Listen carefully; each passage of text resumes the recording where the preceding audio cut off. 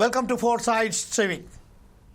BC bonanza Telangana రాష్ట్రంలో కునగణన చేసిన తర్వాత 42% కామారెడ్డి డిక్లరేషన్లో కాంగ్రెస్ పార్టీ తన ఎన్నికల మేనిఫెస్టోకి సంబంధించి కామారెడ్డి డిక్లరేషన్లో 42% బీసీలకు ఖచ్చితంగా మేము అవకాశం కల్పిస్తాము అని చెప్పిన ఆ వాగ్దానాన్ని ఏదైతే కాంగ్రెస్ పార్టీ ఈరోజు కేబినెట్ ద్వారా నిర్ణయాన్ని ఒక్కసారి ప్రకటించిందో, తద్వారా ఇదే మేం చేసిన ఘనత అని ఒక పార్టీ, మేం చేసిన ఘనత అని ఇంకో పార్టీ ఈరోజు ప్రతి ఒక్కరు ఈరోజు దీని యూఈసీ 42% రిజర్వేషన్ను తనదైన శైలిలో తనకు ఓన్ చేసుకోవడానికి చేస్తున్న ఈ తరుణంలో ఈరోజు పంచాయతీ ఎన్నికలకు సంబంధించిన ఇప్పుడు ప్రస్తుతం మాత్రం దానికి సన్నాహాలు మొదలైపోయాయి.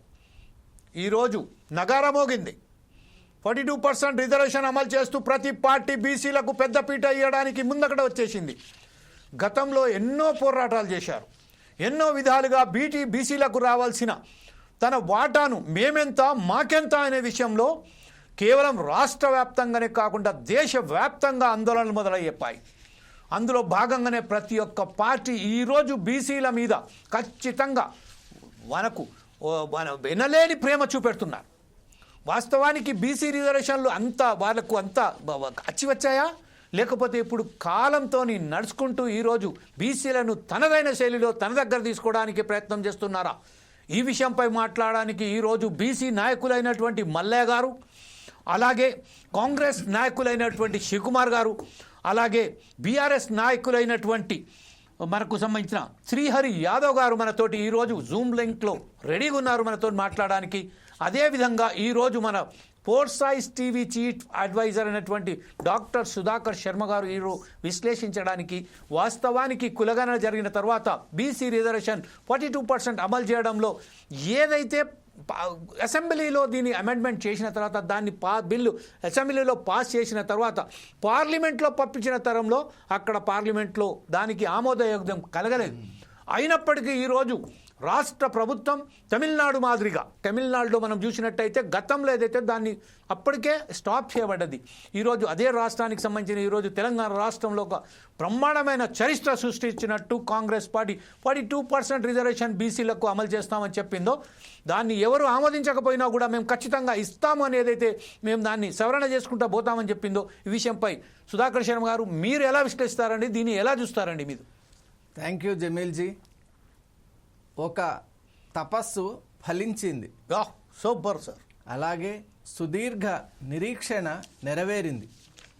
మరి ముఖ్యంగా ఈనాడు బీసీ మిత్రులందరికీ, బీసీ వర్గానికి చెందిన ప్రతి ఒక్కరికి కూడా శుభాకాంక్షల్ని తెలియజేసుకుంటూ ఫోర్ సైడ్స్ టీవీ ఈ కొత్తగా ఏర్పడినటువంటి 42% రిజర్వేషన్ని మనస్ఫూర్తిగా ఆహ్వానిస్తూ ఉంది. ఇక్కడ పార్టీలు ఏవైనా, అలాగే సిద్ధాంతాలు ఏవైనా కూడా వర్గం అనేటువంటిది, కమ్యూనిటీ అనేటువంటిది చాలా ముఖ్యం.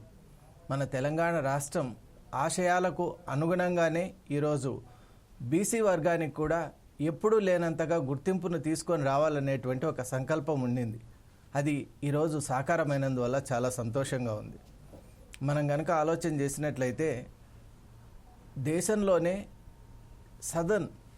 సౌత్ ఇండియా అని మనం పిలుచుకోవచ్చు, దక్షిణ భారతదేశం బీసీ రిజర్వేషన్ల విషయంలో ఒక రెఫరెన్స్ అండ్ రోల్ మోడల్గా నిలిచిపోతుంది అనే విషయం కూడా చాలా ఆనందదాయకం. ఎందువల్ల అంటే ఈ స్ఫూర్తితో మిగతా పార్ట్స్ ఆఫ్ ది కంట్రీలో కూడా ఇలాగే రిజర్వేషన్ విషయంలో వాళ్ళు శ్రద్ధ తీసుకోవాలి, అణగారిపోతున్నటువంటి బీసీ వర్గానికి న్యాయం చేకూర్చాలి. ఎందువల్ల అంటే స్వాతంత్రం వచ్చి 75 సంవత్సరాలు దాటిపోయినా కూడా వాళ్ళకు రావాల్సినటువంటి, వాళ్ళు ఉన్నటువంటి, ఇప్పుడు జమీల్జీ అన్నట్లు మేమెంత మాకెంత అన్నట్టు సంఖ్యాపరంగా మనం చూసుకున్నట్టయితే సరైనటువంటి జస్టిస్ అనేది ఇంతవరకు జరగలేదు. మరి ఈ నేపథ్యంలో ఈరోజు కాంగ్రెస్ ప్రభుత్వం మన తెలంగాణ రాష్ట్రంలో ఈ విధమైనటువంటి ఆర్డినెన్స్ తీసుకొని రావటం శుభసూచకం. అలాగే దీని వెనక ఉన్నటువంటి అందరికీ కూడా కాంప్లిమెంట్స్ తెలియజేస్తూ ఈరోజు దీని యొక్క ఆంతర్యం ఏంటి, అలాగే ఇలా తీసుకొని రావటం వల్ల ఎలాంటి ఒక కొత్త వెలుగును మనం చూడబోతున్నాం అనేటువంటి విషయాన్ని మన ప్యానల్లో ఉన్నటువంటి పెద్దల ద్వారా తెలుసుకునేటువంటి ప్రయత్నం చేద్దాం. Thank you very much Sudhakar Sharma గారు. ఎన్నో అవరోధాలు, ఎన్నో అడ్డంకులు అందరినీ తొలగించుకొని ఈరోజు రాష్ట్ర ప్రభుత్వం ఒక నిర్ణయానికి వచ్చింది. 42% రిజర్వేషన్ను ఖచ్చితంగా అమలు చేస్తాము అని చెప్పిన ఈ తరుణంలో ప్రస్తుతం ఒకసారి బీసీ నాయకులైనటువంటి మల్లయ్య గారి దగ్గరికి వెళ్దాం. మల్లయ్య గారు, ఈ విషయంపై ఈరోజు ఒక హర్షణీయమైన ఒక నిర్ణయం తీసుకుంది కాంగ్రెస్ ప్రభుత్వం. ఈ విషయంపై మీరు దీన్ని ఎలా స్పందిస్తారు, ఎలా తీసుకెళ్ళబోతున్నారు sir? Sir, I think that Malla గారు లైన్లో ఇంకా రానట్టుంది. మల్లా గారు రాకపోయేసరికి ఒకసారి డాక్టర్ శివకుమార్ గారి దగ్గరికి వెళ్దాం. డాక్టర్ శివకుమార్ గారు ఈ spokesperson the Congress party. So anyway, very congratulation to you doctor Shivakumar గారు. ప్రస్తుతం ఏదైతే జరుగుతుందో 42% రిజర్వేషన్ ఈ అమల్లో తీసుకురావడానికి ఎన్ని అడ్డంకులు ఎదురైనా కూడా ఈరోజు ఒక కాంగ్రెస్ పార్టీ బ్రహ్మాండమైన నిర్ణయం తీసుకుంది. కాకపోతే బీఆర్ఎస్కు సంబంధించిన నాయకురాలైనటువంటి జాగృతి నాయకురాలైనటువంటి కవిత గారు, మేము తీసుకొచ్చిన ఈరోజు ఇన్ని ఉద్యమాల ద్వారానే మేము సక్సెస్ అయ్యాము, దీనికి కాంగ్రెస్ పార్టీ ఆమోదయోగ్యం పలికింది అని చెప్తున్నారు. దీన్ని మీరు ఎలా స్వీకరిస్తారు సార్? ముందుగా ఫోర్సైట్ టీవీ ప్రేక్షకులకు, మీకు, మీ యాజమాన్యానికి నమస్కారం. జమీల్ గారు, మొత్తానికి కవిత కానీ, కేసీఆర్ కానీ, కేటీఆర్ కానీ, లేకపోతే హరీష్ రావు కానీ, వీళ్ళంతా మొత్తానికి వాళ్ళు ఎట్లుంటే మాయామచంద్ర మాటలు మాట్లాడడం బాగా నేర్చుకున్నారు. 10 సంవత్సరాలు తెలంగాణ ప్రజలని ఎన్ని రకాలుగా మోసం చేసిండ్రో అది మనందరికీ తెలుసు. కానీ ఈరోజు కాంగ్రెస్ పార్టీ ఈ 10 సంవత్సరాలు ఏదైతే టిఆర్ఎస్ బీఆర్ఎస్ ని మొత్తానికి పారదోరాలా, లేకపోతే వీళ్ళని బొందబెట్టాలా అనే ఒక ఆలోచనతోని కాంగ్రెస్ పార్టీ ఒక నినాదంతో రావడం జరిగింది. మార్పు కావాలి, కాంగ్రెస్ రావాలి అని ఒక నినాదంతో రావడం జరిగింది. ఈరోజు కాంగ్రెస్ పార్టీకి ప్రజలు పట్టం కట్టిండ్రు. ప్రజలు ఈరోజు కాంగ్రెస్ పార్టీకి మంచి మ్యాండేట్ ఇచ్చి అధికారం ఇవ్వడం జరిగింది. దాంతో పాటు కాంగ్రెస్ పార్టీ ఏదైతే ప్రజలకు మేమేదైతే హామీ ఇచ్చినామో, మేనిఫెస్టోలో ఏదైతే పెట్టినామో, మా అధినాయకులతో చెప్పిపించినామో అవన్నిటిని కూడా తూచా తప్పకుండా పాటిస్తామనే రకంగా ముఖ్యమంత్రి రేవంత్ రెడ్డి గారు కానీ, మంత్రివర్గం కానీ, లేకపోతే మిగతా. సో దాంట్లో కొంచెం ఏదన్నా లేట్ అవుతుందో లేకపోతే ఆలస్యం జరుగుతుందో అనే ఉద్దేశంతో కూడా ఈరోజు తీన్మార్ మల్లన్న కానీ, బీసీ వర్గం కానీ మేల్కొల్పు రాగా తీన్మార్ మల్లన్న కూడా చెప్పడం జరిగింది. దాంతో పాటు కాంగ్రెస్ పార్టీ మేము ఇచ్చిన హామీలను ఎట్టి పరిస్థితుల్లో ఫుల్ఫిల్ చేస్తామనేది మొదటి నుంచి చెప్తుండ్రు. ఇప్పుడు కూడా కాదు, రేపు కాంగ్రెస్ పార్టీ ఏదైతే మేనిఫెస్టోలో పెట్టిందో ప్రతి అంశాన్ని అంచెలంచెలుగా తీసుకుపోవడం జరుగుతుంది. ఎందుకంటే ఇంకా మాకు ఆల్రెడీ 3.5 years టైం ఉంది, 3 years 2 months టైం ఉంది. సో ఆ టైం లోపల ప్రజలకు ఇచ్చిన హామీలన్నీ కూడా పూర్తి జరుగుతాయి. ఎందుకంటే గతంలో 10 సంవత్సరాలలో తెలంగాణ రాష్ట్రం ఇచ్చింది కాంగ్రెస్ పార్టీయే.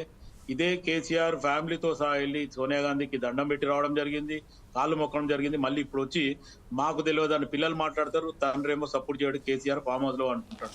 కానీ ఈరోజు కాంగ్రెస్ పార్టీ చిత్తశుద్ధితో ఉంది ప్రజలకు ఎట్టి పరిస్థితులు. ఎందుకంటే ఈరోజు బీసీలకి ఈ 42% ఖచ్చితంగా మేము చేస్తామనడము, గతంలో మంత్రివర్గంలో నిర్ణయం తీసుకోవడము, తర్వాత దాన్ని గవర్నర్ కి పంపించడము, గవర్నర్ గారు అటు హైకమాండ్ ఢిల్లీకి పంపించడము, ఇవన్నీ జరిగినా కానీ బీజేపీ బాల్లో కోర్టున్నా బీజేపీ చేయలేదు.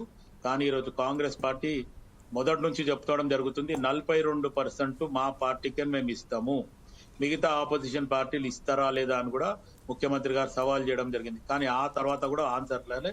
ఈరోజు ఆర్డినెన్స్ అందరికి ఒక శుభవార్త. రెండోది, గతంలో ఉన్న రాజకీయానికి ఇప్పుడున్న రాజకీయాలు వచ్చినాయి.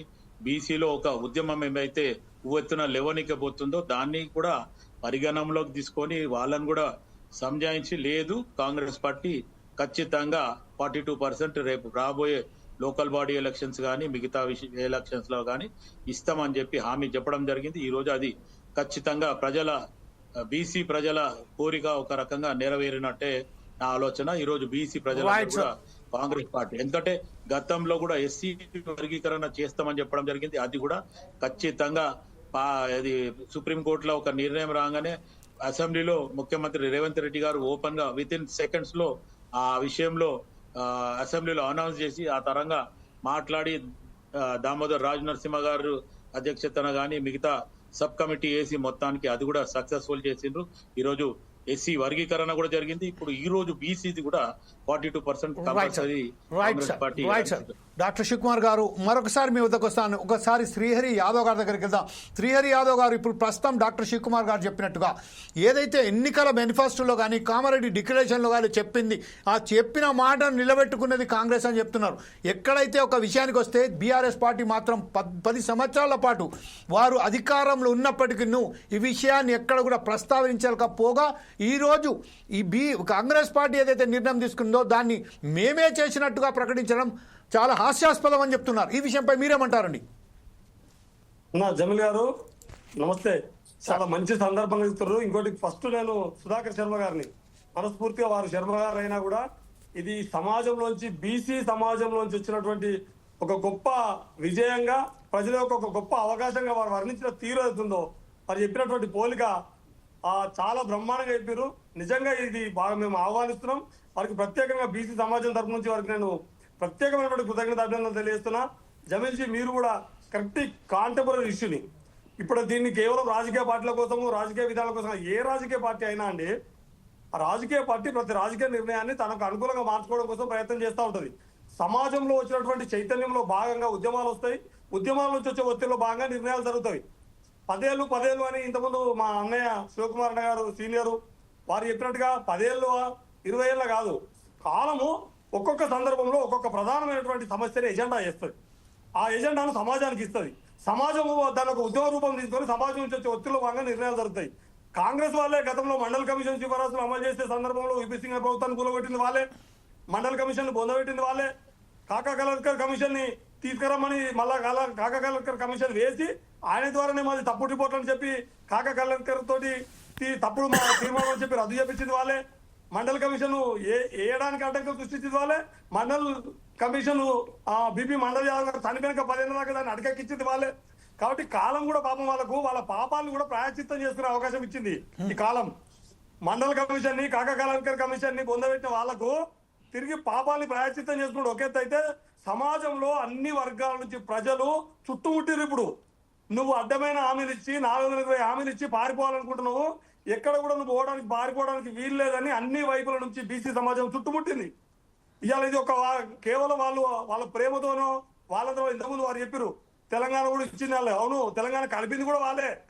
కాలము పాపాలు చేసిన వాళ్ళకి ప్రాయశ్చిత్తం చేసుకునే అవకాశం ఇచ్చింది. తెలంగాణను ఆంధ్రప్రదేశ్ లో విలీనం చేసింది వాళ్ళే. తెలంగాణ ఇవ్వకుండా 69 ఉద్యమాన్ని తొక్కిపెట్టింది వాళ్ళే. మొన్న కూడా December 9 ప్రకటన పేరు 2009 నుంచి 14 దాకా నానబెట్టి 1200 మంది ఆత్మహత్యల వల్ల కారణం. మన దేశానికి స్వతంత్రం వచ్చిందండి. పెద్ద ఎత్తున ఈ దేశ సమాజంలో ఉన్నటువంటి ఈ మొత్తం దేశవాసి బిడ్డలందరూ పెద్ద ఎత్తున స్వాతంత్రం కోసం పోరాటం చేస్తే బ్రిటిష్ వాళ్ళకు అనివార్యంగా 2వ ప్రపంచ యుద్ధం తర్వాత అనివార్యంగా దేశానికి స్వతంత్రం ఇచ్చి పోవాల్సిన పరిస్థితి క్రియేట్ చేయబడ్డది. కాబట్టి స్వతంత్రం బ్రిటిష్ వాళ్ళు ఇచ్చినట్ట, దేశ ప్రజలు పోరాడి తెచ్చుకున్నట్ట. అట్లే తెలంగాణ సమాజం కూడా తెలంగాణ కాంగ్రెస్ దయాదక్షిణ ఆధారపడి రాలేదు. తెలంగాణ సమాజము ఈ పార్లమెంటరీ యంత్రాంగాన్ని మొత్తం స్తంభింపజేసి ఒక కంపల్షన్ క్రియేట్ చేసింది. సేమ్ ఈ రోజు కూడా మనం మళ్ళా నేను పోయి కేసీఆర్ గొప్పతనము, తెలంగాణ గొప్పతనం కోసము ఈ మాత్రం బీసీలకు రాక వచ్చిన ఒక మొత్తం సమాజమే బీసీల గురించి చర్చించే ఈ సందర్భంలో కూడా నేను విషయాన్ని పక్కతో పట్టి తెలుసుకోలేదు. కానీ ఇలా బీసీ సమాజానికి 1947లో ఈ దేశానికి స్వతంత్రం వస్తే, 1950 జనవరి 26 నుంచి ఈ దేశంలో రాజ్యాంగం అమల్లోకి వస్తే, నిజంగా బీసీల హక్కుల కోసం ఏదైనా ఒక దక్షిణ భారతదేశంలో ఒక గొప్ప నిర్ణయం తమిళనాడులో అప్పట్లో జరిగింది. తర్వాత 2వ స్వతంత్ర భారతానంతరం దక్షిణ భారతదేశంలో జరిగిన 2వ అతిపెద్ద నిర్ణయము, అతిపెద్ద స్వతంత్ర పోరాట విజయము, అతిపెద్ద సామాజిక ఉద్యమ విజయం ఇది. బీసీ పోరాట, బీసీలకు సంబంధించిన 47% రిజర్వేషన్ రావడం అనేది ఇది ఆనాడు మురళీధరరావు కమిషన్లో 34% అమలైంది. ఇంకో 8% అదనంగా ఇవ్వాలి, మనం తెచ్చుకోగలిగినాం. ఇది ఒక సామాజిక విజయమే తప్ప ఇది రాజకీయ పార్టీలకు నేను ఇంతకుముందు జాగృతి గారి గురించో ఇంకోరి గురించో నేను చెప్పదలుచుకోలేదు. ఇప్పుడు ఇది సమాజంలోంచి వచ్చినటువంటి కంపల్షన్ క్రియేట్ చేసింది బీసీ సమాజం. 42% రిజర్వేషన్ అమలు చేస్తామన్న కామారెడ్డి డిక్లరేషన్ అమలు చేయమని పదవిలో కూర్చున్న తెల్లారు నుంచి బీసీ సమాజం స్టార్ట్ చేసింది. వివిధ సంఘాలు ఏమన్నా కావచ్చు, నాయకులు ఎవరైనా కావచ్చు, ఎవరెవరి జెండాలు ఏమన్నా ఉండొచ్చు కాక అందరి ఎజెండా 42% రిజర్వేషనే. ప్రతి సందర్భంలో రాహుల్ గాంధీ గారిని కార్నర్ చేసి మొత్తం సమాజం చేతిలో రాజ్యాంగం పట్టుకున్నావు, జిత్ని ఆబాది ఉత్తర భాగీదారి అంటున్నావు. ఇక మా ఆబాది లెక్క మీరు తేల్చినావు, కులకరణ తేల్చినావు కదా, మరి ఆబాది లెక్క తేల్చినప్పుడు జిత్న భాగీదారి సంగతి కూడా తేల్చాలి కదా అని చెప్పి సమాజం మొత్తం ముక్త కంఠంతో ఉంది. ఇవాళ పార్టీలు జెండాలు అన్ని పక్క పెట్టి ఏకైక ఎజెండాతో ఇవాళ తెలంగాణ సంబంధించినటువంటి ఒత్తిడి ప్రధానంగా రాహుల్ గాంధీ గారు కూడా, మీకు తెలుసో తెలియదు అంటే మీకు తెలియదని అనుకోవట్లేదు, ఇది ఇవాళ ప్రధాన ఎజెండా కాకపోయినా రాహుల్ గాంధీ గారు కూడా స్థానిక సంస్థల ఎన్నికల విషయంలో రేవంత్ రెడ్డి గారికి ఏ చిన్న పారిపోవడానికి తప్పించుకోవడానికి ఒక చిన్న అవకాశం కూడా ఇవ్వలేదు. Yes. తెలంగాణ సమాజంలో సబ్బడ కులాలు సబ్బడ వర్గాలు పోరాటం చేసి తెచ్చుకున్న తెలంగాణ రాష్ట్రం కానీ మొన్న వచ్చినటువంటి అధికార మార్పుడు వాళ్ళు అన్నారు కదా, మార్పు రావాలి కాంగ్రెస్ రావాలంటే ఏ మార్పు రావాలనుకున్నారు? గతంలో వెలుమలు రెడ్లు మాత్రమే ఆధిపత్యంలో ఉన్నారు, ఇప్పుడు కాంగ్రెస్ వస్తే సబ్బడ కులాలకి సబ్బడ వర్గాలకి అధికారంలో వాడ దొరుకుతారు అనుకున్నారు. కానీ కాంగ్రెస్ అధికారంలోకి వచ్చిన తర్వాత కూడా ప్రజాపాలన పేరు మీద కులపాలనే, 2 వర్గాలు 2 కులాలు 2 కుటుంబాలు మాత్రమే తెలంగాణ వెళ్తున్న తీరుని ఎక్కడికక్కడ ప్రజలు ఎండగడతా ఉన్నారు. Yes. ఈ సందర్భంలో సమాజం నుంచి వచ్చినటువంటి ఒక ఒత్తిడిలో ఒక కంపల్షన్ లో భాగంగా మొత్తం బీసీ సమాజం ఆఫ్టర్ ఆల్ ఇండిపెండెంట్ భారతదేశానికి స్వతంత్రం వచ్చిన తర్వాత తెలంగాణ రాష్ట్రాన్ని సాధించుకోవడం ఒక ఉద్యమం అయితే, పక్కనే ఉన్న తమిళనాడులో వాళ్ళు 50% దాన్ని తొలగించుకొని వాళ్ళు సాధించినటువంటి ఒక విషయం అయితే, ఇది ఒక పెద్ద సామాజిక విప్లవం. ఇది చారిత్రాత్మకమైనటువంటి దినము. చరిత్రలో మొత్తం సమాజం, భారత సమాజానికి తెలంగాణ సమాజం ఎప్పుడైనా మార్గదర్శి. ఇప్పుడు ఈ నిర్ణయంతో మరోసారి మొత్తం భారత సమాజానికి తెలంగాణ సమాజం మరోసారి మార్గదర్శి కాబోతుంది. Right. ఈ 42% రిజర్వేషన్ ఇక్కడికే పరిమితం కాదు. ఇది కేవలం ఒక చిన్న డిసెంబర్ 9 ప్రకటన లాంటిది. ప్రకటన చేసి తప్పించుకుంటే పారిపోతే కొంత Yes. ఇదే అంశం. సభలలో కూడా కేవలం స్థానిక సంస్థలకే పరిమితం కావద్దు. రేపు చట్టసభలలో కూడా బీసీ రిజర్వేషన్ సాధించుకునే వైపుగా Yes. బీసీ సమాజం తన చైతన్యాన్ని ముందు తీసుకుపోతానని విశ్వసిస్తున్నా. ఎస్, ఇదే విషయంపై శ్రీహరి యాదవ్ గారు చాలా చక్కగా చెప్పారు. కేవలం ఇప్పుడు పంచాయతీ ఎలక్షన్సే కాకుండా రేపు రాబోయే ఫ్యూచర్ కాలంలో కూడా ఖచ్చితంగా ఇదే 42% రిజర్వేషన్ కాకుండా ఎంత ఆబాది ఎంత అయితే మేమెంత మాకెంత అనే విషయంపై కూడా దృష్టి సారించవలసిన బాధ్యత కూడా కాంగ్రెస్ పై ఉన్నదని చెప్పుకుంటూ పోతున్నారు. ఇదే విషయంపై మల్లా గారు, ఈరోజు బీసీ నాయకులైనటువంటి మల్లా గారు లైన్లో ఉన్నారండి. బీసీ మల్లా గారు, ఓకే సార్. నాగార్జున యాదవ్ గారు ఉన్నారు, మనకు సంబంధించిన వైఆర్ఎస్హెచ్ ప్రెసిడెంట్ గారు. నాగార్జున యాదవ్ గారు ఉన్నారండి. నాగార్జున యాదవ్ గారు కూడా లేనట్టుంది. ఒకసారి మనం శివకుమార్ గారు, ఇప్పుడు ప్రస్తుతమే డాక్టర్ శివకుమార్ గారు, మన శ్రీహరి యాదవ్ గారు చాలా ఒక మాట అన్నారండి. ఏంటంటే పాపాలకు ప్రాయశ్చిత్తంగానే భావించి ఈరోజు కాంగ్రెస్ పార్టీ తన పాపాలను ప్రాయశ్చిత్తం చేయడానికే ఈరోజు ఈ బీసీకి సంబంధించిన 42 రిజర్వేషన్ తీసుకొచ్చిందని చెప్తున్నారు. ఇంకొక మాట చాలా క్లియర్గా చెప్పారు శ్రీహరి యాదవ్ గారు. ఏంటంటే గతంలో ఇచ్చినట్టు కాదు, గతంలో ఇప్పుడు బీసీ రిజర్వేషన్ చెప్పారు, ఇప్పుడు దానికి సంబంధించిన ఏవైతే రేపు రాబోయే కాలంలో కూడా ఇలాగే కొనసాగించి చట్టసభలలో కూడా బీసీలకు ఇదే పదంగా తీసుకువెళ్ళాలని చెప్తున్నారు. ఈరోజు కాంగ్రెస్ పార్టీ ఒక ముద్ర ఉన్నది కాంగ్రెస్ పార్టీ మీద, అది అందరికీ తెలిసిన విషయమే. ఆ ముద్రను జమదాటి ఈరోజు ఈ నిర్ణయం తీసుకున్నారంటే రేపు రాబోయే కాలంలో ఏదైతే వాళ్ళు ఉన్నారో వారు ఇప్పుడు ఈ కాంగ్రెస్ పార్టీని ఎలా ప్రజలలో తీసుకుపోవడానికి గతం కన్నా ఎక్కువ పనిచేస్తారా లేకపోతే వెనకాడు చేస్తారా అని భావించవచ్చా? జమీల్ గారు, శ్రీహరి యాదవ్ గారికి నేను ఒక విషయం చెప్పాలనుకుంటా. ఎందుకంటే ఏదైతే జరిగిన దానికి అదే మా ఒక సామెత ఉంది తెలంగాణలో, చచ్చిపోయిన బర్రె బుడ్డెడు పాలిస్తుండే అనే రకంగా మాట్లాడడం జరుగుతుంది. అది కాదు, 10-11 సంవత్సరాల నుంచి సెంట్రల్లో బీజేపీ ప్రభుత్వం ఉంది. కానీ రాహుల్ గాంధీ గారు ఎప్పటికప్పుడు జిస్కి ఇస్సేదారి ఉత్తి భాగ్యదారి అనే రకంగా బీసీ నినాదాన్ని పార్లమెంట్ లో స్తంభింపజేయడం జరిగింది రాహుల్ గాంధీ గారు. ఈ రోజు వీళ్ళందరూ ఏమనుకుంటారు అంటే ఏదో రాజ్యాంగం చేతిలో పట్టుకుని ఆయన ఏమో చెప్తుండో అనేది. ఈ రోజు రాహుల్ గాంధీ గారు కాశ్మీర్ టు కన్యాకుమారి ఏదైతే రాహుల్ గాంధీ ఏదైతే భారత్ జోడో యాత్ర చేసిండో, ఆ భారత్ జోడో యాత్రల ఆయనకు ప్రజల నుంచి ఎదురైన సంఘటనల వల్ల ఆయన మారడం జరిగింది. ఆయనకి ఇంకా కూడా గతం కంటే కూడా ఇప్పుడు ఆల్రెడీ ఎక్స్పీరియన్స్ పర్సన్ ఉన్నాడు. ఇంకోటి రేవంత్ రెడ్డి గారు ఓపెన్ గా చెప్పడం జరిగింది, నేను రెడ్డి కులస్తునైనా.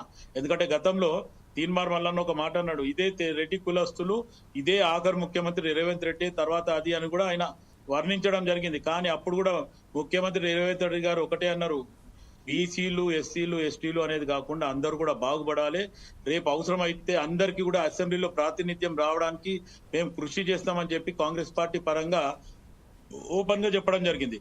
కానీ ఇదే శ్రీహరి యాదవ్ ఒక్కసారి ఆలోచించాలా, చేసిన దాన్ని ఫస్ట్ ప్రశ్నిస్తారా లేదు అంటే అప్రిషియేషన్ చేస్తారా అనేది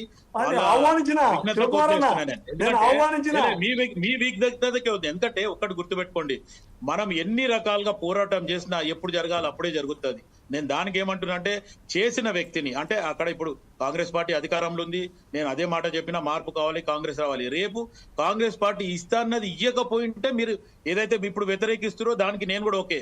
గతం జరిగిపోయింది. ఇప్పుడు ప్రస్తుతానికి కాంగ్రెస్ పార్టీ ఒక నిర్ణయం మేనిఫెస్టోలో పెట్టిన మాటలు ఆ అంశాలనే ఈరోజు ముందుకు తీసుకుపోతుంది. ఖచ్చితంగా ప్రజలకు ఏమేమైతే వాగ్దానం చేసినామో అది ఈరోజు క్లిష్టమైన పరిస్థితి. మొత్తానికి ఖజానా ఖాళీ. అన్ని మంత్రిత్వ శాఖలో రివ్యూ మీటింగ్ చేస్తే కూడా ఎక్కడ కూడా రూపాయి లేదు. ఫిర్వి కాంగ్రెస్ పార్టీ ఈరోజు ముందుకు వచ్చి ప్రజలకు ఇచ్చిన హామీ కానీ మేము ఎక్కడ కూడా వెనుకకు పోము, ఖచ్చితంగా ముందుకే పోతాము. దినదినం ఏదైతే ఇంకా పెండింగ్ ఉన్నాయి కూడా చేస్తాం అనేది ముఖ్యమంత్రి కూడా చెప్తుండు, నేను కూడా స్వయానా చెప్తున్నాను. ఎందుకంటే నేను ఈ రోజు లేని పార్టీలో 1983 నుంచి యూత్ కాంగ్రెస్ నుంచి పార్టీలో ఉన్నాను. ఈ రోజు ఆల్మోస్ట్ ఒక 40-43 సంవత్సరాలు పార్టీలో ఉన్నాను. నాకు అధికారం ఇచ్చినా ఇయ్యకపోయినా నేను పార్టీలో పనిచేస్తున్నాను. ఎందుకంటే అందరూ జంపు జలాలని ఉంటారు. నాకు ఆల్రెడీ ఇటు కేసీఆర్ నుంచి కూడా ఆహ్వానం, స్వయానా కేసీఆర్ నన్ను ఆహ్వానించండు, నేను వెళ్ళలే 2007. దాని తర్వాత కిషన్ రెడ్డి గారు ఫస్ట్ టైం బీజేపీ ప్రెసిడెంట్ అయినప్పుడు కూడా నాకు ఆఫర్ వచ్చింది, మీరు పార్టీ మారండి రాడు. లేదు, నేను పార్టీ మారని ఒక సిద్ధాంతంగా ఉన్నా. నాకు మూవన్నెల జెండా అంటే నాకు ఇష్టము. అందుకే నేను రాజీవ్ గాంధీ ఫ్యాన్.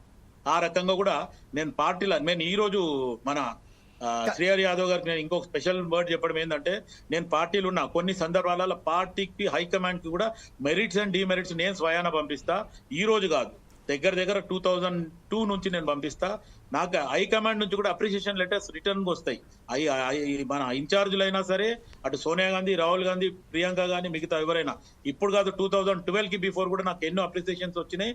మీరు తెలంగాణలో ఉమ్మడి ఆంధ్రప్రదేశ్ లో జరిగిన ఇష్యూస్ తెచ్చిర్రు, తెలంగాణలో జరిగే ఇష్యూస్ కూడా మీరు మా దృష్టికి తీసుకురావాలని చెప్పడం జరిగింది. నేను పార్టీలు ఉన్నా సరే తప్పును తప్పంట, రైట్ ని రైట్ అంట. నా ఉద్దేశం ఇది. నేను పార్టీలా ఖచ్చితంగా పార్టీ ఇచ్చిన హామీలు పూర్తి చేయాలని నేను ఎప్పటికప్పుడు ముఖ్యమంత్రి దృష్టి కూడా తీసుకెళ్తాను. డాక్టర్ శివకుమార్ గారు చాలా ఖచ్చితంగా ఒక మాట మాత్రం చాలా క్లియర్గా చెప్పారు. అదేంటే I'm coming to you sir, I'm coming to you Srihari Yadav గారు. ప్రస్తుతం ఏదైతే ఉన్నదో బీసీలకు సంబంధించిన ఏదైతే మాట అంటున్నారో, చింతపండు నవీన్ కుమార్ గారు ఏదో ఉద్యమం చేశారని చెప్తున్నారు. కానీ చింతపండు నవీన్ కుమార్ కన్నా ముందు బీసీ కృష్ణ గారు చాలా పెద్ద ఎత్తున దేశవ్యాప్తంగానే ఒక ఉద్యమం చేశారు. బీసీల కులాలకు సంబంధించిన ఒక పెద్ద ఉద్యమకారుడిగా చేశారు. ఆయన కూడా పార్టీలు మారడం జరిగింది. కేవలం బీసీలకు సంబంధించిన సమస్యలను పరిష్కరించడానికి, బీసీల హక్కుల గురించి పోరాటం చేయడానికి ఏ పార్టీలోనైనా కూడా వెళ్తా అని చెప్పారు. కానీ మీరు అలా కాకుండా బీసీలకు సంబంధించిన సమస్యల పట్ల ఖచ్చితంగా కాంగ్రెస్ పార్టీలో ఉన్నాను, ఇంకా కూడా ఉంటాను అని చెప్తున్నారు. Yes, is appreciable. But at the same time మీరు ఒక చూసినట్టయితే ఈరోజు ఈ బీసీలకు సంబంధించిన ఈ కులగణన జరిగిన తర్వాత కూడా ఎప్పుడైతే కాంగ్రెస్ విస్తరణ జరిగిందో, క్యాబినెట్ విస్తరణ, అందులో బీసీలకు ప్రాధాన్యత కలిగలేదు. ఈరోజు కమిషన్కు సంబంధించిన ఏదైతే కార్పొరేషన్స్ ఉన్నాయో అందులో కూడా బీసీలకు ప్రాధాన్యత కల్పించలేదు. వాళ్ళు పెద్ద ఎత్తున ఆందోళన చేశారు. ఈ విషయం మీరు ఎలా స్పందిస్తారండి? అయితే జమీల్ గారు, ఎప్పటికప్పుడు ఈ సిటీకి అని ఒక 15 మంది ఎమ్మెల్యేలు బీఆర్ఎస్ కి ఉన్నారు. కాంగ్రెస్ ఆ రకంగా కూడా ఆలోచిస్తే ఆల్రెడీ ఇప్పుడు కాంగ్రెస్ పార్టీ ఇచ్చేది అంతా కూడా కుల సమీకరణగానే ఎమ్మెల్సీలను అట్లనే ఇవ్వడం జరిగింది. మంత్రివర్గంలో కూడా అట్లనే. ఇప్పుడు మన బీసీలో ముద్దిరాజ్కు లేదని చెప్పి వాకిట శ్రీహరికి ఇవ్వడం జరిగింది. ఎస్సీల అది మాదిగ సబ్ క్యాస్ట్ కి, ఇటు మాల సబ్ క్యాస్ట్ కి కూడా మళ్ళీ అట్లా కూడా ఇది చేయడం జరిగింది. ఇప్పుడు బీసీలో కూడా ఎవరైతే మహిళ అనుకున్నారో అది ఇంకా కొన్ని మినిస్ట్రీస్ ఉన్నాయి. అవి కూడా రేపు ఎక్స్పాన్షన్ చేసినప్పుడు బహుశా అందులో కూడా ఈ సమీకరణలను కూడా చేస్తారనేది నాకున్న ఐడియా.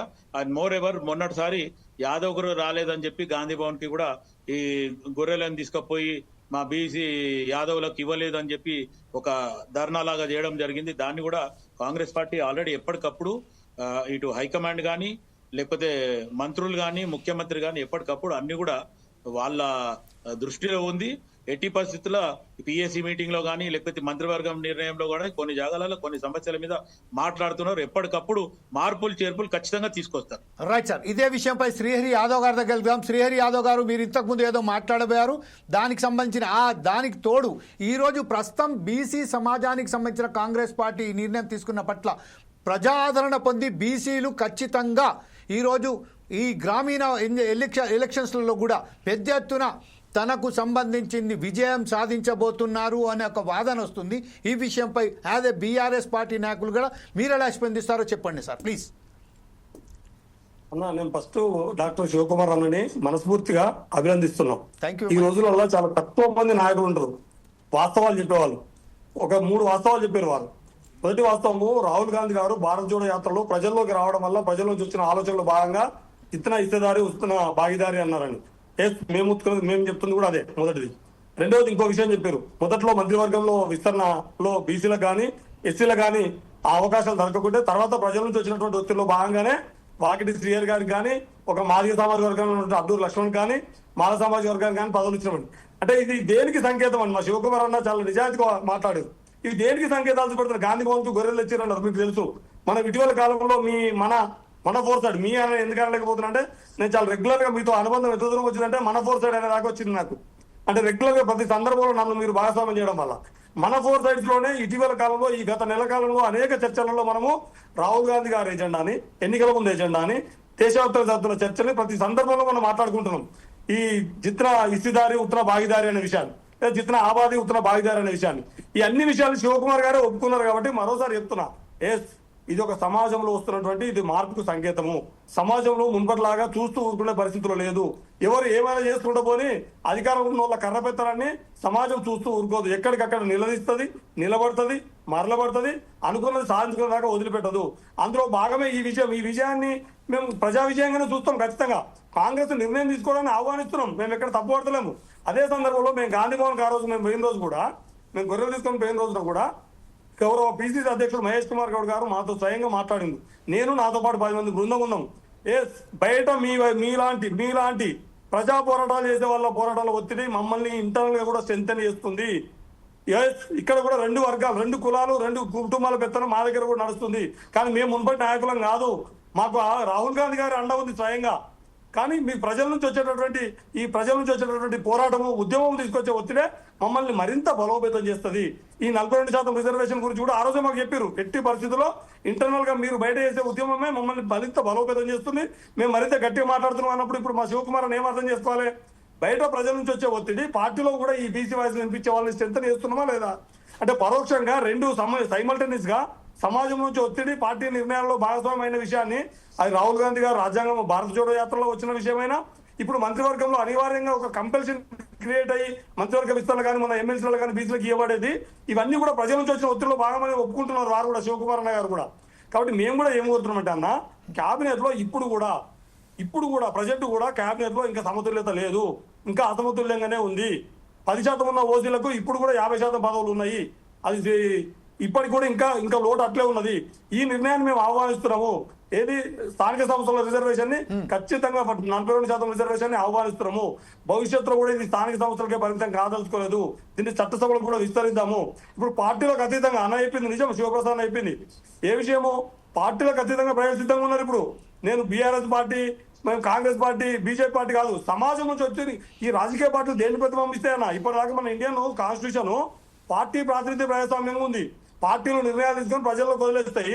ఆ ప్రజలలో ఒకరి మీద కోపంతో ఒకరిని గెలిపించుకుంటూ వచ్చారు. కానీ ఇప్పుడు ప్రజలే ఎజెండా డిసైడ్ చేస్తున్నారు.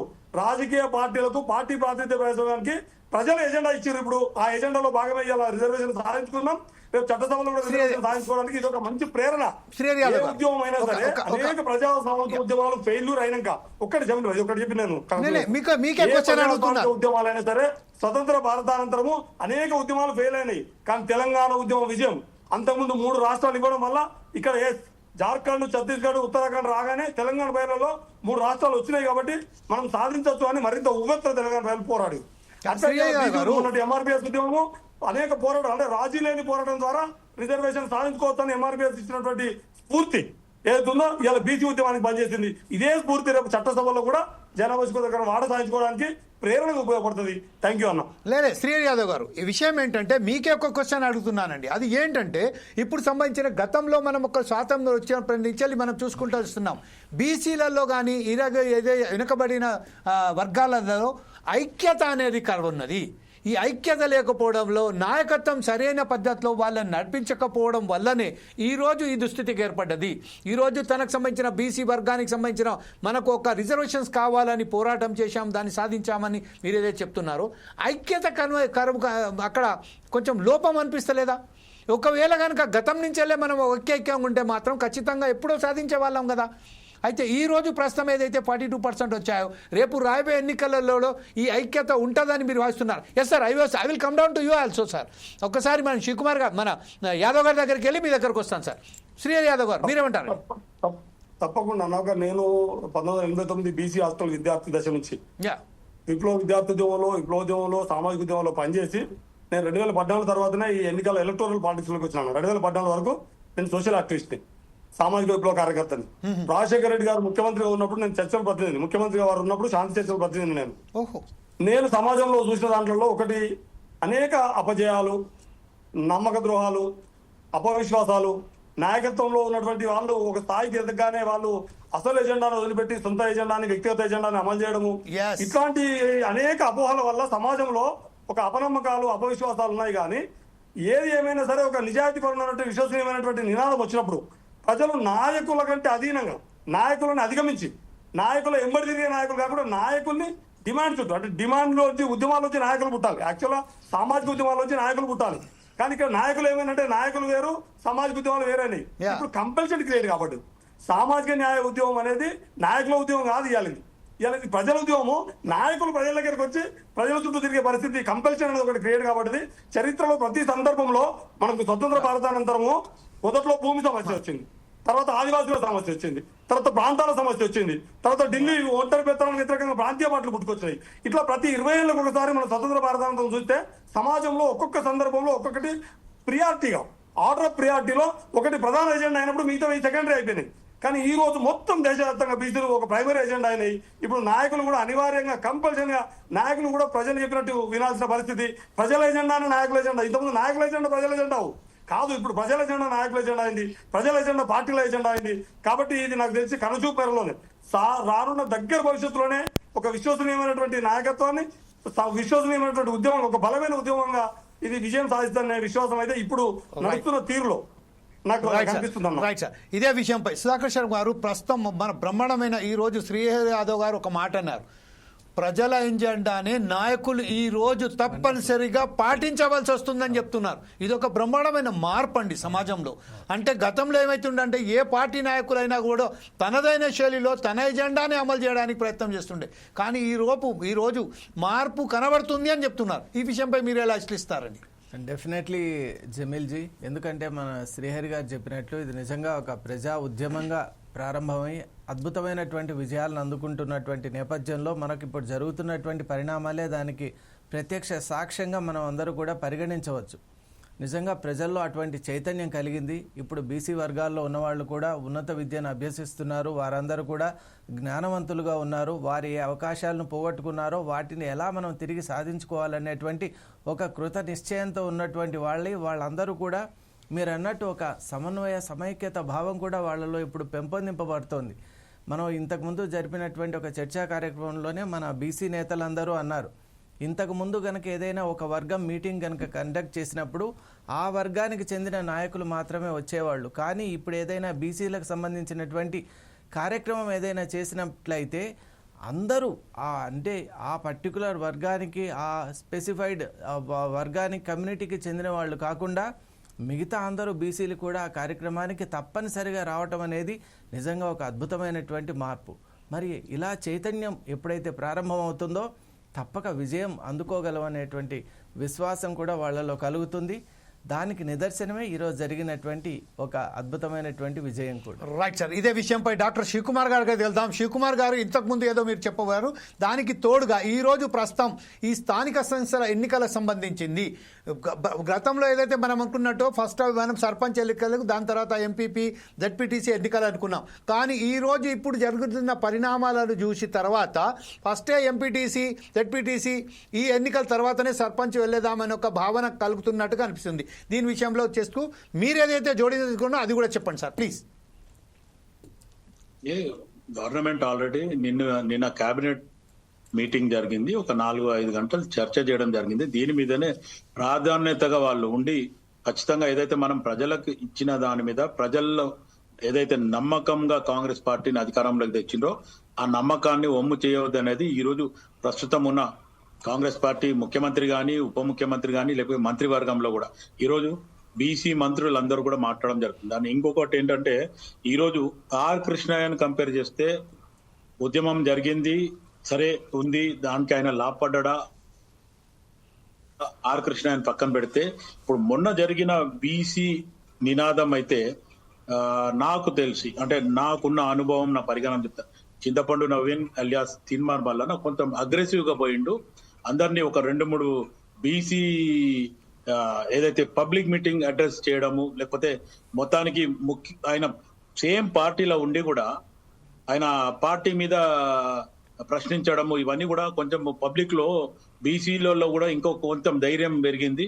దానివల్ల కూడా ఖచ్చితంగా బీసీ జనాభా కానీ బీసీ నాయకులు కానీ ఇంకా ముందుకు రావడం జరిగింది. కానీ ఇదే పరిస్థితి గతంలో ఉన్న టీఆర్ఎస్ బీఆర్ఎస్ ఉన్నదానికంటే ఇంతకు ముందు ఉన్న 33% కంటే 23%, 22% కి వాళ్ళు దిగి ఇవ్వడం జరిగింది. కానీ ఆ విషయంలో కవిత ఏమంటది, 10 సంవత్సరాలు 11 సంవత్సరాల కింద కేటీఆర్, హరీష్ రావు, కవిత, సంతోష్ రావు వీళ్ళెవరు అప్పుడు అలా గుర్తురాలే, వాళ్ళు 10 సంవత్సరాలు అధికారంలో ఉన్నప్పుడు.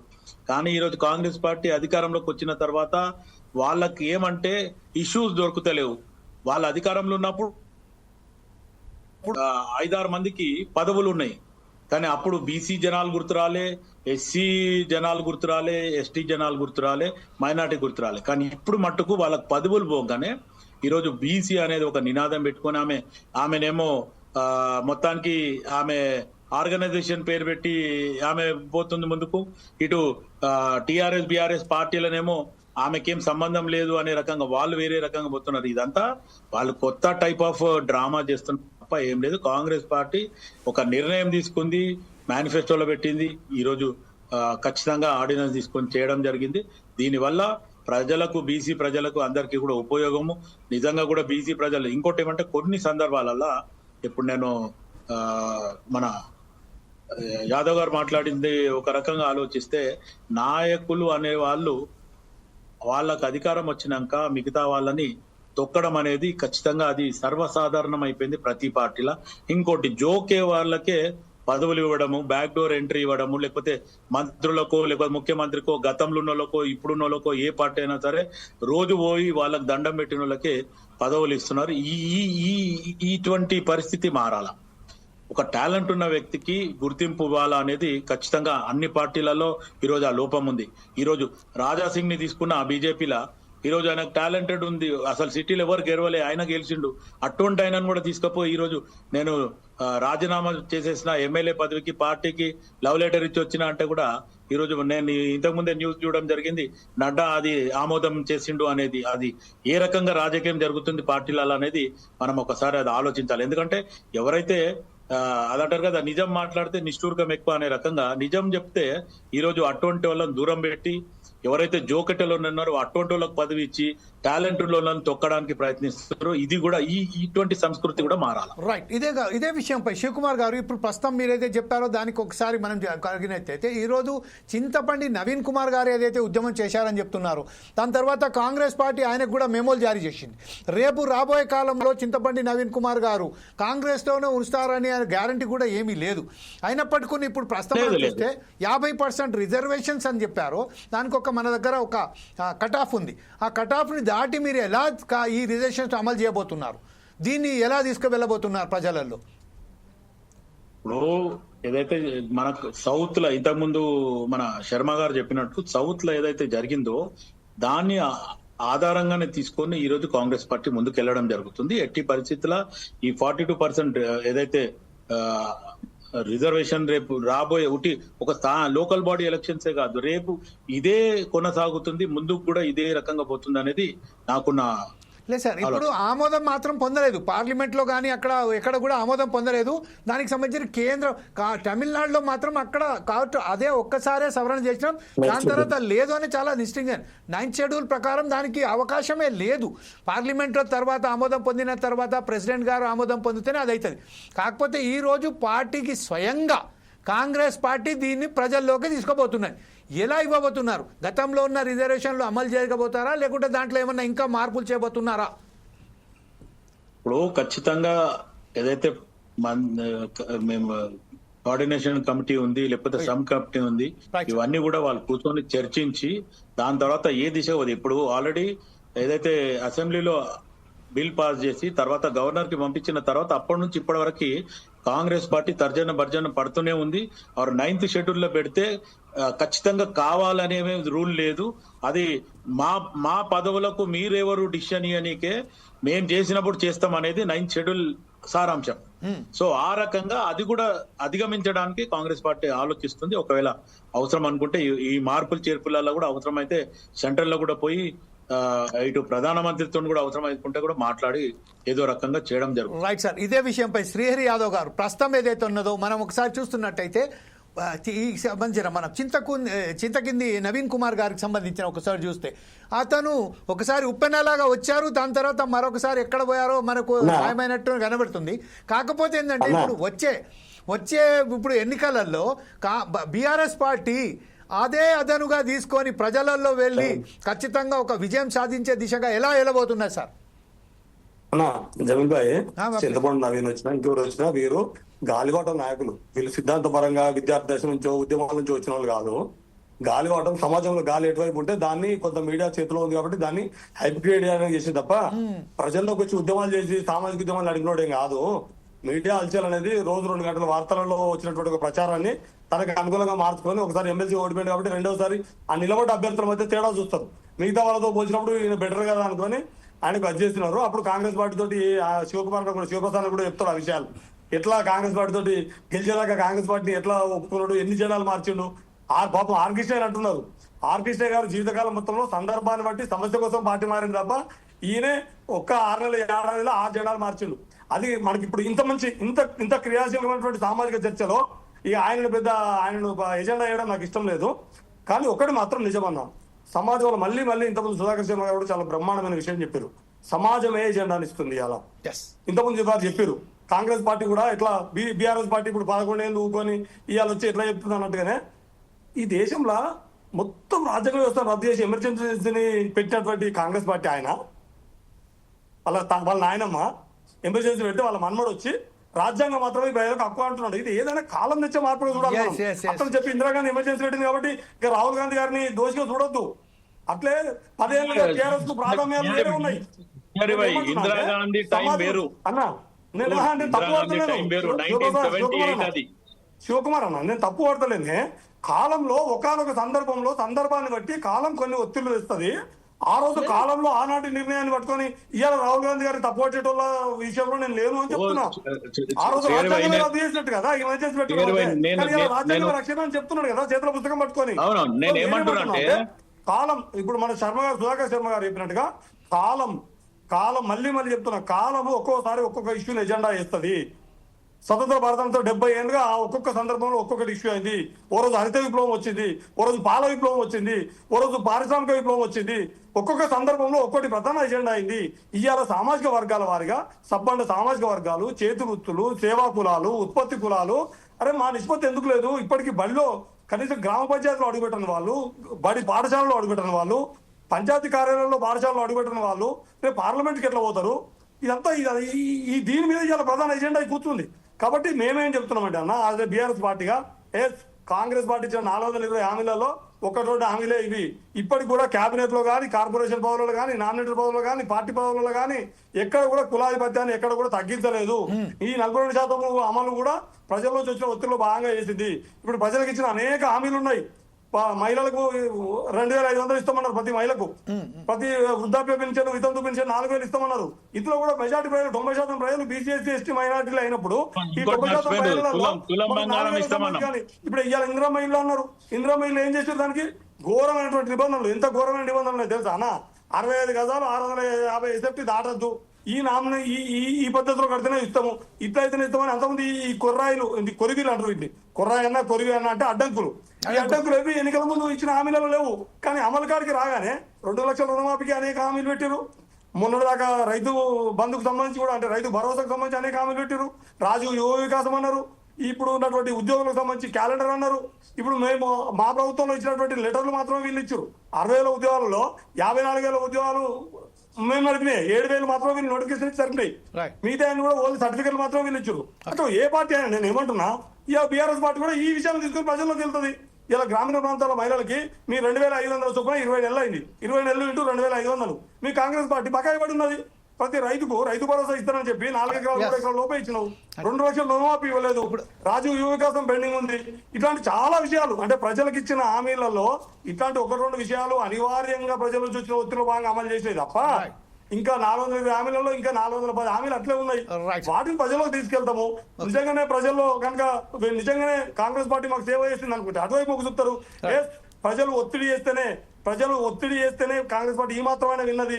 ఈ లోకల్ బాడీ ఎన్నికల్లో కూడా వీళ్ళకు కర్రు కాల్చి వాద పెడితేనే ఈ మిగతా హామీలు కూడా అమలు చేస్తుంది అనుకుంటే మాకు మద్దతు ఇస్తారు. ఇది ఏదైనా సరే సమాజంలో వచ్చే మార్పుగా రైట్ సార్. ఇదే విషయంపై ఇప్పుడు మనకు సంబంధించిన డాక్టర్ శివకుమార్ గారు ప్రస్తుతం ఏదైతే మన శ్రీహరి యాదవ్ గారు చెప్పారు, ఖచ్చితంగా ప్రజలలో తీసుకెళ్తాము, ప్రజలు ఏదైతే తీర్పిస్తామో దానికి సరసా అందరూ ఈరోజు మనం దానికి అంగీకారం మనకు చేద్దామంటున్నారు. కాకపోతే ఏంటంటే కాంగ్రెస్ పార్టీ ఏదైతే హామీలు ఇచ్చిందో దాంట్లో విఫలైన మాత్రం వాస్తవమే. కాకపోతే ఈరోజు బీసీలకు సంబంధించిన ఏదైతే నిర్ణయం తీసుకుందో దీనికి ప్లస్ పాయింట్గా మార్చుకొని కాంగ్రెస్ మరొకసారి గ్రామ పంచాయతీ ఎన్నికలలో తన సత్తా చాటబోతుందని మీరు అనుకుంటున్నారా? కంక్లూడ్గా చెప్పండి సార్. జమీల్ గారు, ఖచ్చితంగా పార్టీ ఒక నిర్ణయం తీసుకుంది ఆల్రెడీ. ఇప్పుడు ఇంకొకటి ఏదైతే షాదీ ముబారక్ లేకపోతే కళ్యాణ లక్ష్మికి ఒక తులం బంగారం ఇస్తామో అది పెండింగ్ ఉంది. 2500 ఒకటి ఉంది. ప్లస్ యువకులకు వీళ్ళు అట్లా ఆలోచిస్తే గతంలో టీఆర్ఎస్ బీఆర్ఎస్ ఇచ్చిన హామీలు ఏవి కూడా పూర్తి చేయలేదు. కానీ వాళ్ళ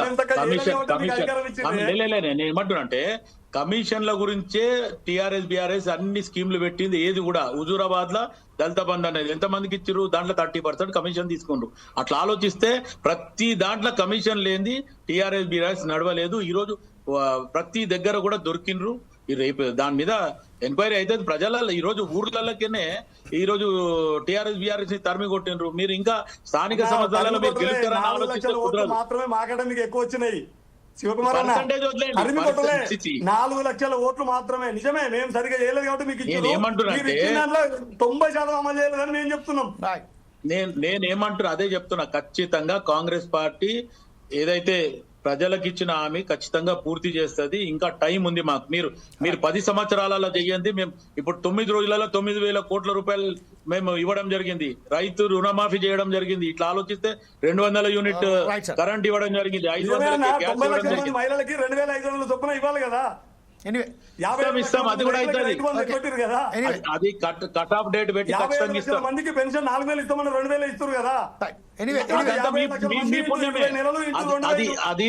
అది ఇవ్వకపోవడం టీఆర్ఎస్ బీఆర్ఎస్ పుణ్యమే. అది మిగులు బడ్జెట్ రాష్ట్రం ఇస్తే ఈరోజు అప్పుల రాష్ట్రం చేసి శివకుమార్ అన్న మీరు అది చెప్పండి, మేము ఇది చెప్తాము. ప్రజలు ఎవరికి ఓటేస్తే అంతిమంగా శివకుమార్ గారు, శ్రీహరి యాదవ్ గారు ప్రస్తుతం ఏదైతే ఉన్నదో రాష్ట్ర వ్యాప్తంగా పంచాయతీ ఎన్నికలకు సంబంధించిన ఎన్నికల ముందే వద్దు బీఆర్ఎస్ ప్రభుత్వంలో చేసిన వైఫల్యాలను కానీ కాంగ్రెస్ వైఫల్యాలను కానీ ఒక విషయం మాత్రం చాలా క్లియర్గా ఉన్నది. సమస్యల వలయంలో గ్రామ పంచాయతీలు ఉన్నాయి. వారికి రావాల్సిన బకాయిలు ఇప్పటిదాకా రాలేదు. వారికి సంబంధించిన వాళ్ళు ఏదైతే అక్కడ వాళ్ళు ఏ సర్పంచ్లు ఏదైతే చేశారో ఆ బిల్లులు ఇప్పటిదాకా వారికి రాలేదు. అలాగే నిధుల కేంద్రం నుంచి వచ్చిన నిధులు కూడా ఈరోజు 1.5 పాటు ఎలక్షన్స్ నిర్వహించకపోగా ఆ నిధులు కూడా కేంద్రానికి వెళ్ళిపోయాయి. ఈ దిశలో ప్రస్తుతం కంక్లూడ్గా ఎవరు ఎలా వెళ్తారనేది గ్రామ పంచాయతీ 30 తారీఖు సెప్టెంబర్ 30 వరకు ఎన్నికలు నిర్వహించాలి అనే ఒక కోర్టు మాత్రం ఒక తీర్పు ఇచ్చింది. ఈ విషయంపై కంక్లూడ్గా ఒక్కొక్క మినిట్ మాత్రమే ఇద్దరు ఒకసారి చెప్పండి సార్. ఫస్ట్ శ్రీహరి యాదవ్ గారు, దాని తర్వాత డాక్టర్ శివకుమార్ గారు. శ్రీహరి గారు యాదవ్ గారు. ఖచ్చితంగా మీరు మంచి విషయాలు చెప్పారు. మొత్తం గ్రామ పంచాయతీ పాలన యంత్రాంగం అంతా పడికేసింది. నిధులు ఆగిపోయినాయి. విధుల విషయంలో కూడా అనేక ఆటంకాలు ఉన్నాయి. ఇదే విషయాన్ని మేము మళ్ళీ ఒప్పుకుంటున్నాం. మేము చేసిన దానికంటే మెరుగ్గా పాలిస్తారనే మాకు మమ్మల్ని కాదని వాళ్ళకి అధికారం ఇచ్చారు. మేము దాన్ని స్వాగతించి ఒక ప్రతిపక్ష పార్టీ నాయకులుగా మేము దాన్ని ప్రజలకు విస్తృతంగా మళ్ళీ చెప్తున్నాను. 20 నెలలుగా 2,500 ఒక్కొక్క మహిళకు రావాలి. ఆమె దగ్గరికి వెళ్ళి చెప్తాం, అక్క నీకు 20 నెలలుగా 2,500 చొప్పున నీకు బకాయి పడి ఉన్నారు వాళ్ళు. అంటే 4,000 పెన్షన్ పెంచుతామన్నారు, 2,000 ఇస్తున్నారు. 2,000 ఇంటూ 20 నెలలు 40,000 రూపాయలు ప్రతి తల్లికి. ప్రతి కోడలికేమో 50,000 రూపాయలు, ప్రతి తల్లికేమో 40,000 రూపాయలు మీరు బకాయి పడి ఉన్నారు. ఇట్లా ఈ అన్ని విషయాల్ని వాళ్ళ యొక్క పాలనా యంత్రాంగంలోని వాళ్ళ లోపాలు హామీలోని 1 మినిట్ అయిపోయింది. ఎందుకంటే నా సమయం లేదు కాబట్టి. శివకుమార్ గారు just you have 1 minute sir, please go ahead. No problem Jameel గారు. నేను అంత చెప్పండి సార్, చెప్పండి. టిఆర్ఎస్ బిఆర్ఎస్ మాయమాటలు విని ప్రజలు 10 సంవత్సరాలు వాళ్ళు ఎంజాయ్ చేసిండ్రు. వాళ్ళు ఇచ్చిన స్కీమ్లు అన్ని కూడా హ్యాపీగా ఫీల్ అయినరు. కాంగ్రెస్ పార్టీ కట్టిన బ్యారక్లు కానీ, లేకపోతే బ్యారేజ్లు కానీ, లేకపోతే గతంలో కట్టిన నీటి ప్రాజెక్టులన్నీ ఇప్పటి వరకు కూడా 75 సంవత్సరాలైనా ఈ రోజు కట్టినట్టే ఉన్నాయి. కానీ వీళ్ళు కట్టింది 3 సంవత్సరాలకే కూలిపోయింది అనేది ప్రజలు ఉంది. ఫోన్ ట్యాపింగ్ చేయడం జరిగింది, రకరకాలుగా ఉన్నాయి. ప్రజలు విఘ్నులు, వాళ్ళకి తెలుసు. ఒక్కసారి మీకు కర్ర కాల్సి వాత పెట్టిండ్రు కాబట్టి మళ్ళీ మిమ్మల్ని మీరు ఆలోచించొద్దు. ఎందుకంటే ఇప్పటి వరకు ఫామ్ హౌస్ లో ఉన్న గత ముఖ్యమంత్రి ఇప్పటి వరకు బయటికి రాడు. ఆయన అటెండెన్స్ చేసుకోవడానికి వస్తాడు, ఆయన జీత బత్యాలకు వస్తాడు, అంతే తప్ప ఆపోజిషన్ లీడర్ గా షాడో సీఎం అనుకున్న ఆయన కూడా ఏం చేయలేడు. Thank you very much for both of you participating in my debate, sir. Actually, just we don't have that much of time. Sudhakar Sharma గారు, కంక్లూడ్ గా ఈ రోజు మన ప్యానలిస్ట్ లో అయినటువంటి డాక్టర్ శివకుమార్ గారు కానీ, శ్రీహరి యాదవ్ గారు చాలా చక్కటి విషయాలు చెప్పుకుంటూ రాబోయే కాలంలో కాంగ్రెస్ పార్టీ, బీఆర్ఎస్ పార్టీ ఎలా ప్రజల్లోకి వెళ్ళబోతుంది, గ్రామ పంచాయతీ ఎన్నికలకు సంబంధించింది 42% రిజర్వేషన్ అని తీసుకొని వెళ్ళబోతుందని చెప్పారు. దీని విషయంపై కంక్లూడ్గా how you are going to be conclude this debate, sir? Thank you Jameel ji. ముఖ్యంగా ఈ చిరస్మరణీయమైనటువంటి సమయంలో మనం నిర్వహించుకున్నటువంటి ఈ డిబేట్ కార్యక్రమంలో పాల్గొన్నటువంటి ఇరువురు వక్తలు కూడా, విశిష్ట వక్తలు, చాలా అద్భుతంగా మాట్లాడారు. అందుకు డాక్టర్ శివకుమార్ గారికి అలాగే శ్రీహరి యాదవ్ గారికి ప్రత్యేకమైనటువంటి అభినందనల్ని తెలియజేసుకుంటున్నాను. ఎందుకు ఇది చిరస్మరణీయం అంటే, కొన్ని సంఘటనలు యావత్తు అంటే దేశంలోనే ఒక ప్రధానమైనటువంటి ముద్రను వేసేటువంటి సమయం ఇది. అలా ఒక శక్తిని మేల్కొల్పినటువంటి సమయం కాబట్టి ఇది నిజంగా చిరస్మరణీయం. ఇలాంటి చైతన్యాన్ని ముందుకు తీసుకొని వెళ్ళాలి. అలాగే ఈ కార్యక్రమంలో మాట్లాడేటప్పుడు డాక్టర్ శివకుమార్ గారు ఒక అద్భుతమైన మాట అన్నారు. ప్రగతి పథంలో ముందుకు వెళ్ళాలి అంటే ఏ పార్టీ అయినా కూడా ప్రతిభ ఉన్న వ్యక్తికి పట్టం కట్టాలి. అది మిగతా అన్ని కన్సిడరేషన్స్ పక్కన పెట్టి ప్రతిభకు పట్టం కట్టాలి అనడం చాలా అద్భుతంగా అనిపించింది. అలాగే శ్రీహరి యాదవ్ గారు కూడా మాట్లాడుతూ ప్రజా చైతన్యం యొక్క విశిష్టతను వారు తెలియజేశారు. అంటే ప్రజల్లో ఎప్పుడైతే చైతన్యం అనేటువంటిది ఉత్పన్నం అవుతుందో అది ఎంతటి అద్భుతమైనటువంటి శిఖరాయమానమైనటువంటి విజయాలను కూడా అందుకోగలదనేటువంటి విషయాన్ని వారు చెప్పిన తీరు చాలా అద్భుతంగా ఉంది. అలా ఈనాటి చర్చా కార్యక్రమం ముఖ్యంగా మన బీసీ వర్గానికి అందరికీ కూడా ఒక అద్భుతమైనటువంటి ఒక మలుపును తీసుకొని వచ్చినటువంటి ఈ సమయంలో జరిగింది. అందువల్ల వారందరికీ మరోమారు ఫోర్ సైడ్స్ టీవీ తరఫున శుభాకాంక్షలను తెలియజేసుకుంటున్నాను. Thank you very much Sudhakar Sharma గారు. ఈరోజు పార్టిసిపేట్ చేసినందుకు డాక్టర్ శివకుమార్ గారికి అలాగే శ్రీహరి యాదవ్ గారికి ప్రత్యేక ధన్యవాదాలు చెప్తూ, మా చీఫ్ అడ్వైజర్ అయినటువంటి సుధాకర్ శర్మ గారు ఏదైతే మాట్లాడారో వారికి కూడా ప్రత్యేకంగా ధన్యవాదాలు చేస్తూ, రాష్ట్రంలో ఉన్న బీసీ వర్గాలకు ప్రత్యేకంగా ధన్యవాదాలు చెప్తూ, ఈ అవకాశాన్ని సద్వినియోగం చేసుకొని తన సత్తాను చాటాలని ఫోర్ సైడ్స్ టీవీ వారికి ఒక గట్టి నమ్మకం, గట్టి స్ఫూర్తినిస్తుందని ఆశిస్తూ ఈ రోజుతో ఈ కార్యక్రమాన్ని ముగిస్తున్నాను. రేపు మరొక కార్యక్రమం మీ ముందుకు వస్తాం. అప్పటిదాకా చూస్తూనే ఉండండి ఫోర్ సైడ్స్ టీవీ.